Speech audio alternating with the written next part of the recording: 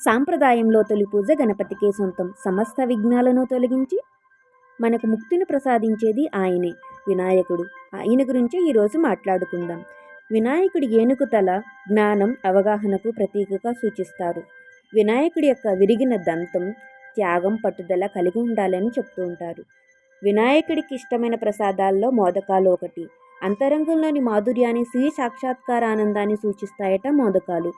వినాయకుడి యొక్క తొండం మనం జీవితంలో నైపుణ్యం, సర్దుబాటు కలిగి ఉండాలని సూచిస్తుందట. వినాయకుడి యొక్క వాహనం ఎలుక. ఎలుక అంటే కామ, క్రోధ, లోభమోహం లాంటి చెడు లక్షణాలను సూచిస్తుంది. గణపతి దానిపై కూర్చోవడం అంటే వివేకం, జ్ఞానం ద్వారా ఆ చెడు లక్షణాలను జయించగలగడం అని చెప్తారు. వినాయకుడి యొక్క పెద్ద చెవులు ఎక్కువగా విను, తక్కువగా మాట్లాడని చెప్తాయట. వినాయకుడి యొక్క చిన్ని కళ్ళు మనం శ్రద్ధ, ఏకాగ్రత కలిగి ఉండాలని చెప్తాయట. వినాయకుడి యొక్క బొజ్జ మనకి జీవితంలో ఎదురయ్యే కష్ట సుఖాలను జీర్ణం చేసుకునే శక్తి కలిగి ఉండాలని చెప్తాయట. వినాయకుడి యొక్క పరమార్థాలు విన్నాము. మరి వినాయకుడు ఎలా ప్రసన్నం కావాలి?